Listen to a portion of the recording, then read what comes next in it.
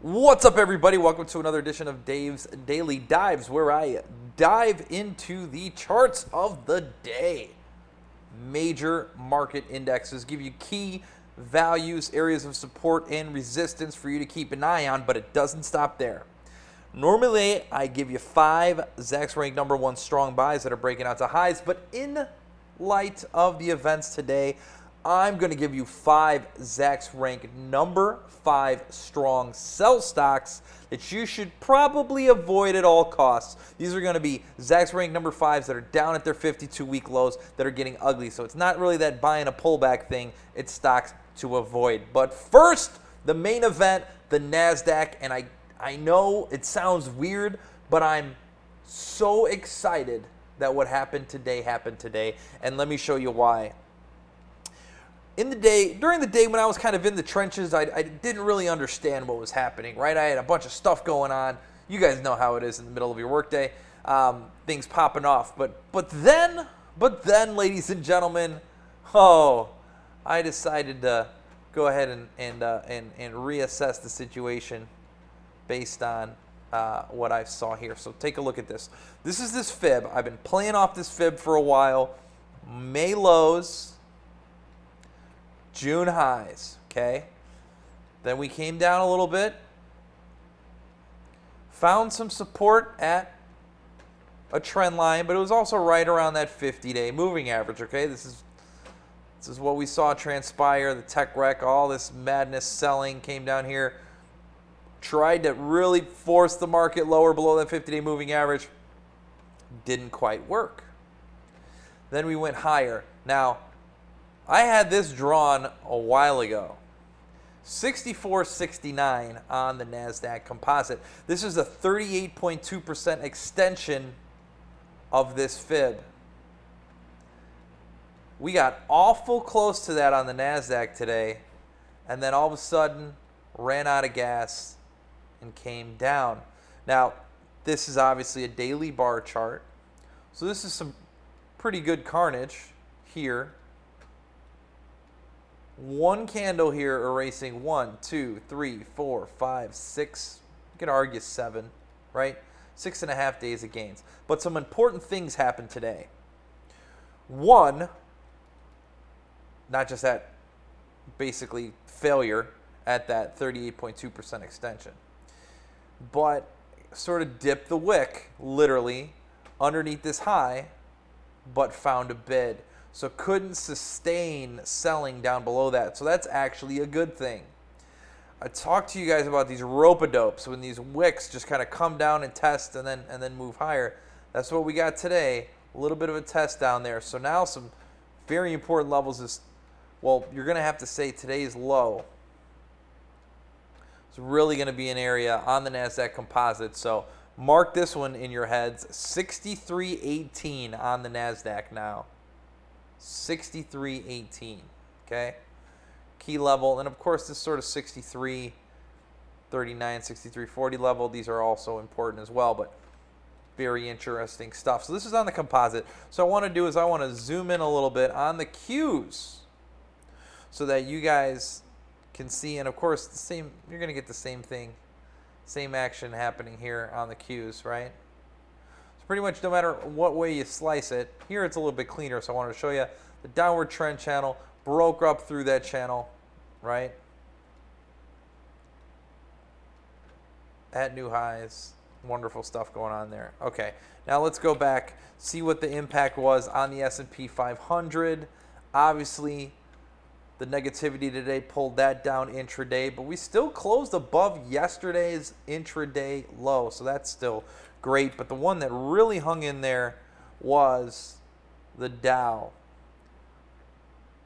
Finished the day in the green. Some of this was during the ramp up late in the session, so you tell me, does this look like the chart of a stock market that's falling apart?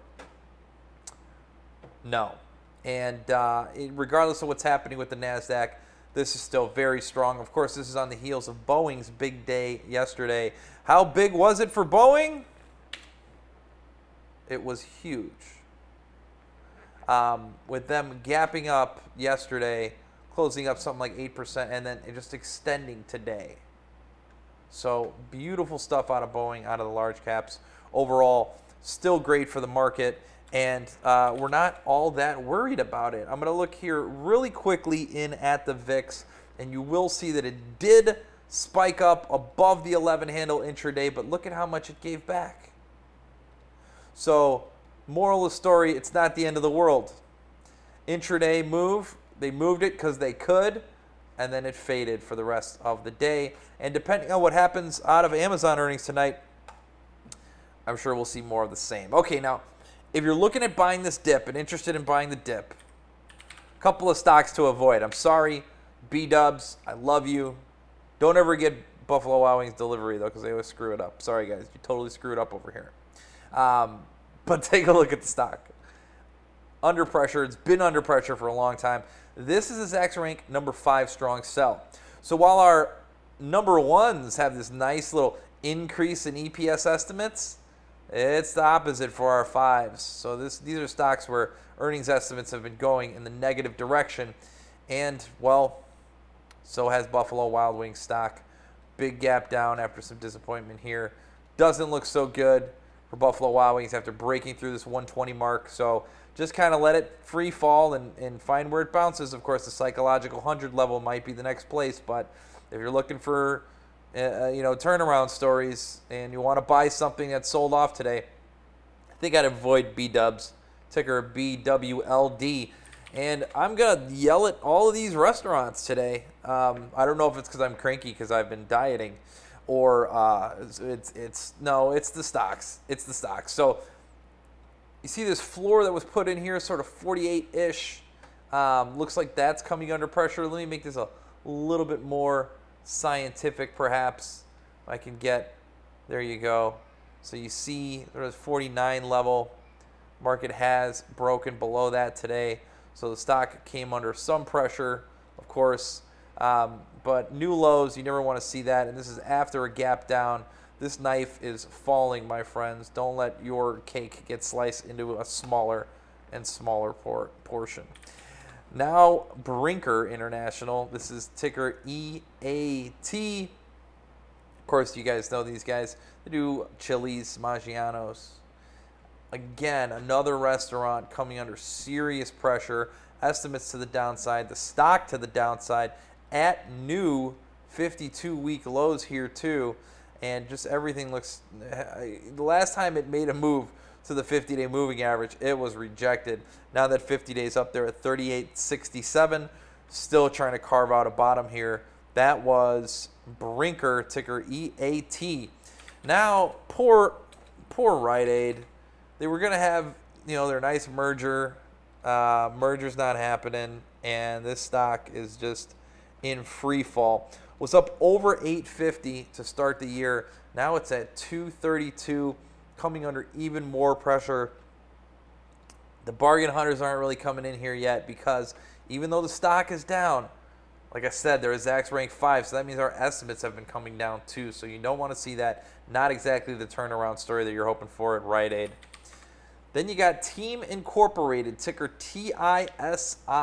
So these guys do industrial services in mostly the petrochemical refining pipeline. These guys, lots of pressure here. Had been as high as 38. Now the thing's at 14.5. You can see the huge gap down here.